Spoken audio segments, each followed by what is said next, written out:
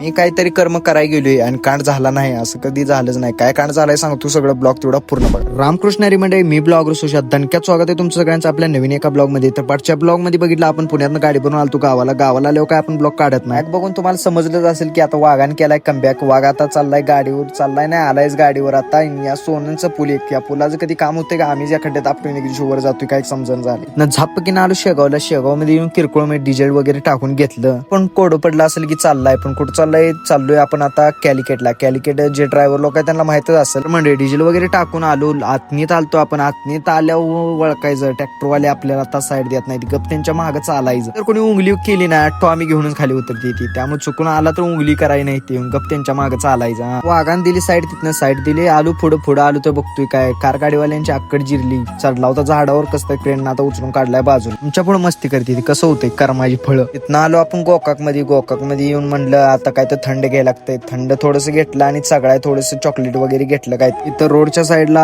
एक टाकी होती, टाकीला हातपाय वगैरे धुलं आणि तिथनं आता माराय म्हणले स्टार्टर. सकाळपासून आलाय वैताग एकतर सिंगल रोडनं. वाघाने एकदा संपवलं सिंगल रोड संघर्ष. सिंगल रोड सोडून आता वाघा लागलाय बघा इथे हुबळीला, 4 लाईनला. हुबळी पास करून पुढे आलो तर बघतोय काय धारवाडच्या बायपासला इथे यात्रा वगैरे काय तर हाय वाटतं. लई डेकोरेशन वगैरे केलं. तर काय माहित नाही, कोणाला माहित असलं तर सांगा कमेंट मध्ये. ना आलो बा धारवाडचा बायपास वगैरे पास करून एक राजस्थानी हॉटेलवर थांबलोय आता, कारण आपल्या गाडीत डिझेल जरा कमी आहे ना. आता आपल्याला यायला पेंग, त्यामुळे आता आपण जेवण करून इथे झोपणार आहे. वाघानं पद्धतशीर मारलाय आता जेवणा होता. तारक मेहता उलटा चष्मा म्हणजे आपलं पहिले प्रेम आहे, त्याला बघत जेवल्याशिवाय आपल्याला काय जेवण जात नाही. तर मंडळी आता आपण इथं या राजस्थानी हॉटेलवर गाडी लावून झोपणार आहे, कारण आता आपल्याला आलाय कट्टा. इथनं पाठच 3 वाजता उठून जाणार आहे. तर भेटू नेक्स्ट ब्लॉग मध्ये. ब्लॉग कसा वाटला कमेंट मध्ये नक्की सांगा. मी जाता तुमच्या भावाला तेवढं फॉलो करायला तेवढं विसरू नका. काय राहो फॉलो करणं काय नाही, काय सपोर्ट नाही, काय विषय.